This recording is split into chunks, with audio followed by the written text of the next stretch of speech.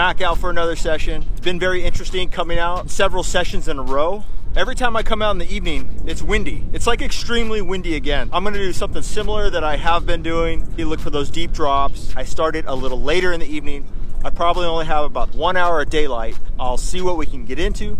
Hopefully we can find some fish. Right now it's low tide. The tide is going high all the way till 10:30, which should bring a lot of current and hopefully some bites. All right, guys, let's go ahead and get after it. There we go, guys. Saw a mark, dropped it down on that mark. And we got a little spotty.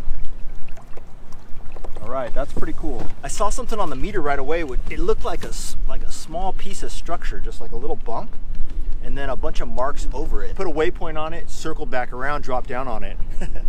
Got the spotty right on that first drop. Good to get one here.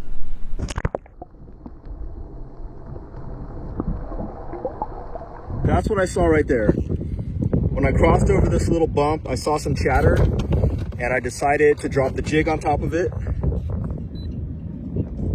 Saw a little bit of this chatter as well. And there you go, there's a little bit more. So when you see stuff like this, gotta investigate it with the lures, see what it is. Happened to be a fish this time. When it comes to fish finders and understanding them, you really just have to use the product, get some time with it on the water, and figure it out. When I see something interesting, I typically make a drop on it just to see what it actually is down there. I mean, it could be a fish, it could be a piece of debris. You see something, it's typically a good idea to drop something down on it right here. Got a little something on the fish finder. Let's go ahead and give it a look. See if it's a fish. And it is. Oh, look at that.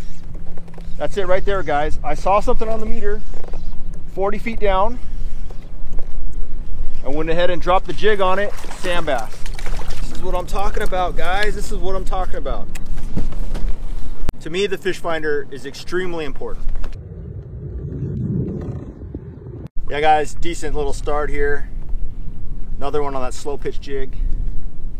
Hey, good to get this sand bass. Finding those fish on those structures with the fish finder and then investigate it with the deep drop. And then you can see my jig drop straight to the bottom, and boom, as soon as it hit the bottom or got close to the bottom, I got bit. And then that other streak right there, that's me reeling the fish up. You can see there's still another streak on the bottom here.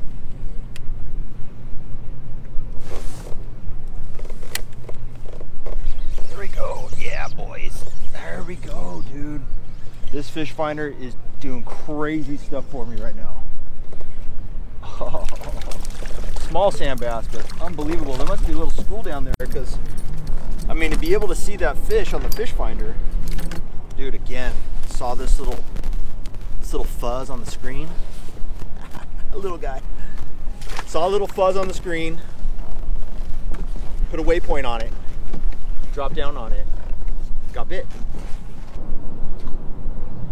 Okay, we're on top of it again. Oh, big time. Let's give it a look here. Come on, we got to get a strike right here. It looks super, super good.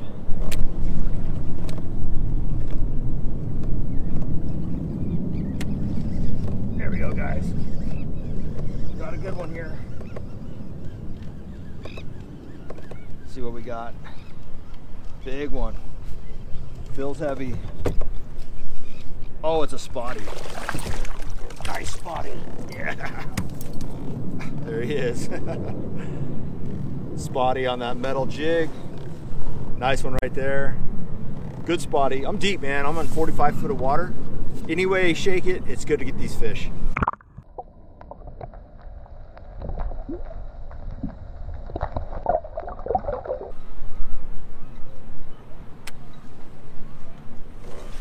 There we go.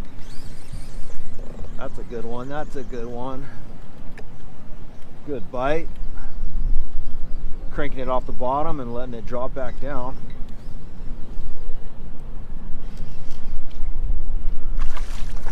Yeah. Sand bass. There we go, there we go, there we go. There you go, nice little sand bass.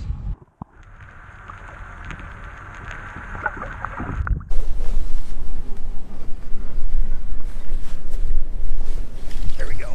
There we go. Got one on the wind and drop right there. Wind and drop. He's rolling. Feels like a sand bass rolling around down there. I like that. Pulling hard a little bit. There we go. Drag is locked down. Maybe I better loosen up that drag a bit.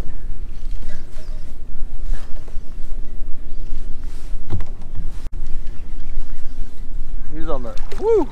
Another big one. Another big one, boys. Ah, nice one. Nice sandy front hook eater. Oh, his teeth are so sharp. Holy moly. His teeth are so sharp. There we go. Nice sand bass. You picked it up on that wind and stop. Stop and wind, stop and wind. Got that front hook though. Both front hooks. Kind of just going through some areas. There we go. That was an easy out. Going through some areas, looking for these fish. Exploring with the longer casts. Cover more of that bottom of the water column. Kind of at a horizontal angle versus at a vertical. Yes. Ow, ow. Torched. There you go. Okay. Got him back. There he is. Nice one. Good looking sand bass. Let's get him in.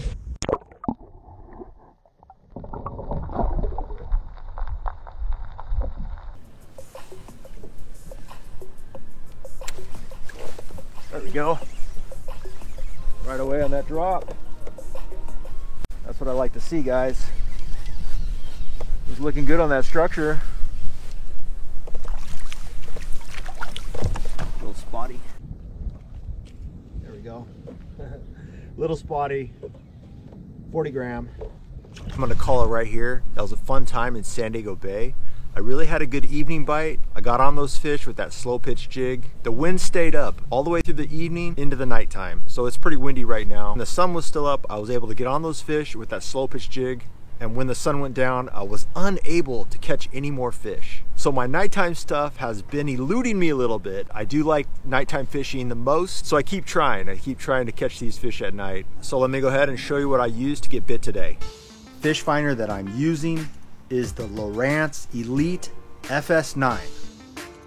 Overall, this is a great unit. It's user-friendly and customizable.